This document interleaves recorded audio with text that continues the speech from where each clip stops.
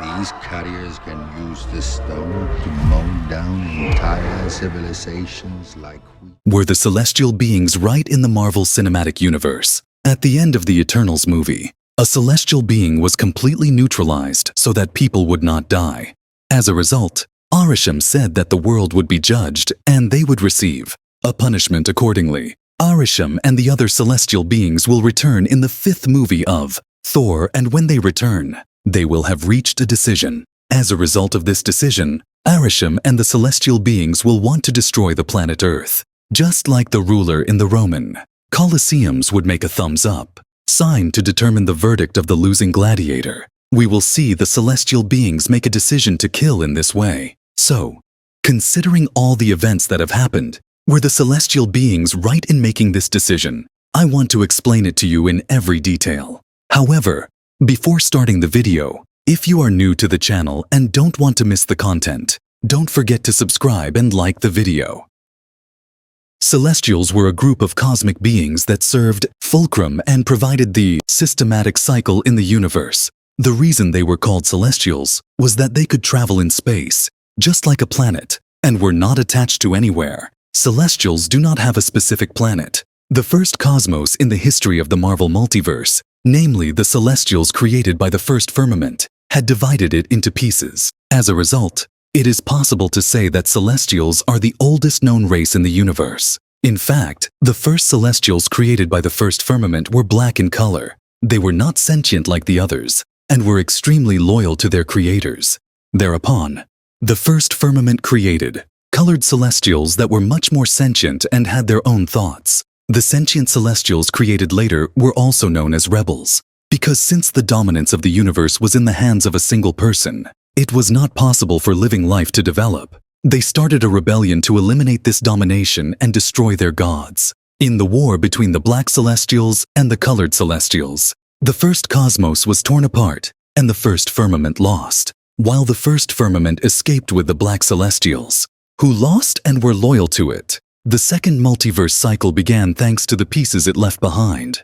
As a result, the celestials started the first rebellion for the independence of the universe and won this war. If the celestial beings had not rebelled, every life that formed in the universe would have become dependent on the first firmament and would never be free. In fact, all the multiverse selves shown so far in Marvel Comics were written.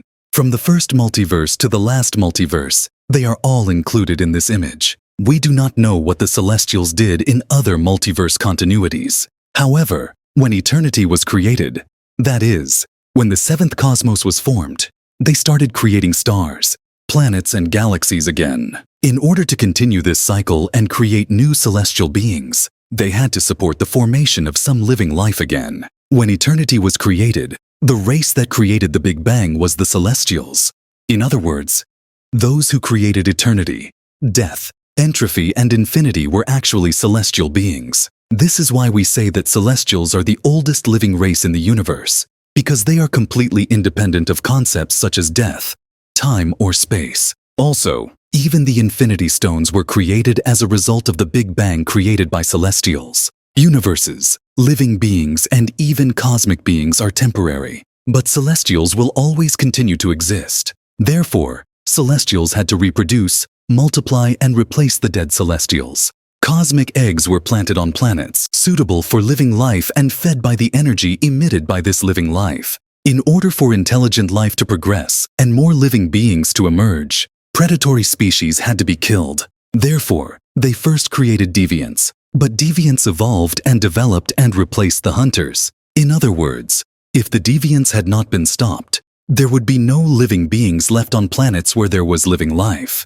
As a result, Arishem created the Eternals to stop the deviants. The Eternals were robotic organisms that could never evolve, and always had the same amount of cosmic powers. In fact, when they created the deviants, the celestial beings repeated the mistake their creators made and created sentient beings. The deviants technically have greater features than the Eternals, but they had to feed on Eternals or other living species in order to evolve. Anyway, this is not what concerns us. In conclusion, the only thing celestial beings care about is their own species, and as long as their own species exist, the multiverse cycles will continue. As for the Eternals movie, The life of a celestial being was sacrificed for the world and humans, who have no importance in the infinite multiverse cycle. Both the Eternals and the Titamut agreed to the killing of a celestial being so that the people on Earth would not be harmed.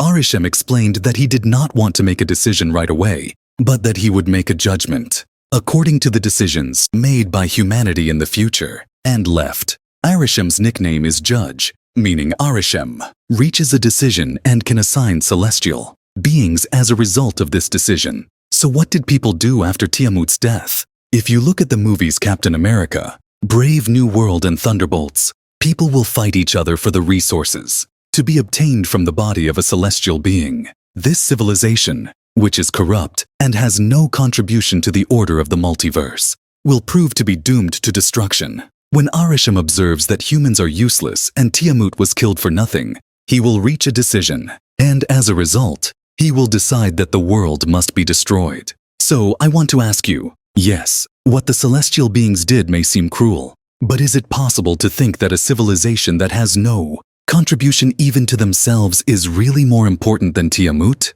When Tiamut came out, he would be a being that could create thousands of stars, galaxies, and planets. Now, people have come to the point of killing each other for Tiamut's body. Arishem and the celestial race will also rightfully decide to end this civilization. In fact, what humans do to survive is not very different from what celestials do to survive. We are the most intelligent creatures living in our own world, and with the authority this gives us, we make decisions on behalf of creatures lower than ourselves. We feed them as we want, then slaughter and eat them, use some in our work, and adopt others as we please and lock them in a room or even a cage and keep them alive. Therefore, according to these celestial beings, human life has no value anyway in their eyes. Humans are just a source of food, and if you do not eat these foods, they will all rot over time and become even more inedible. Sooner or later, the apocalypse will come. The world will be destroyed. But the duration of the world's complete destruction is not very important for a celestial being. If you go and leave any food outside today, the food will rot and spoil. However, if you eat the food on time, you will both be nourished and contribute to yourself. In other words, the celestial beings are completely right in their thoughts. The men have survived for 7 generations, have lived for trillions of years and continue to maintain this system. In fact, despite everything they have done, they give people another chance. Let's see if killing Tiamut is worth it. Saying this, Arishem walks away without harming the world or the people. Now he will look at what the Eternals in his hands have observed about human civilization. Accordingly, Arishem wanted to examine whether human civilization has any contribution to the universe. By the 5th Thor movie, Arishem will make a decision. They will understand that humans will eventually bring about their own end and will reform this civilization. Thus, the other Eternals will understand that they should not easily sacrifice the life of a celestial being. However, the gods cannot allow humans to die, because most of the gods here are not taken seriously by anyone other than humans, including Thor, the Egyptian gods, Greek gods, and the leaders of other planets will have to come together and defend this world. I have already explained this event. I mentioned in detail to you in 2 different videos, but I think that the Celestials are right in the current process. Ultimately, everyone will defend what is in their own interest. Humans will fight the Celestials in order to survive. The gods will fight the Celestials in order to be more respected. Thor and his friends will fight the Celestials to protect their people, and the Celestials will challenge all these creatures to continue their own species and establish order in the universe. However, Thor or other gods do not have much importance next to the Celestials, because when eternity is destroyed, they will all die, but the Celestials will continue to live. In order to establish order in the new universe that will be created after eternity, it is necessary to create new Celestials. Therefore, for selfish people and aliens who only think about themselves, the emergence of new lives and civilizations is prevented. I hope the Celestials will win, but we all know they will lose. After all, in classic Marvel movies, the destruction of the world is out of the question. Even if the world is destroyed, it will not be completely destroyed. There is always a key to its return somewhere. So, what do you think about this? What do you think about the Celestials? Or the gods? He will be right. I am waiting for your comments. Well, friends, I hope you liked the content I prepared. If there are any other videos you would like to see, don't forget to write them in the comments. That's all for now. Take care. Goodbye.